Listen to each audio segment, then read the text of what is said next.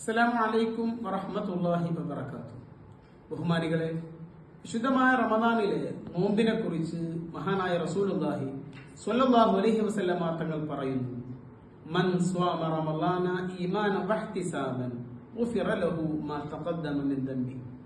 അല്ലാഹുവിനെ പരിപൂർണമായി വിശ്വസിച്ചുകൊണ്ടും അല്ലാഹുവിങ്കലിൽ നിന്നുള്ള പ്രതിഫലം കാക്ഷിച്ചുകൊണ്ടും ഒരാൾ നോമ്പെടുത്താൽ ഗുഫിറ ലഹു മാ തഖദ്ദമ മിൻ ദംബി, അവനിൽ നിന്ന് വന്നുപോയ സകലമാന ചെറിയ ദോഷങ്ങളും അള്ളാഹു പൊറത്തു കൊടുക്കുമെന്ന് മഹാനായ റസൂലുള്ളാഹി സ്വല്ലല്ലാഹു അലൈഹി വസല്ലം.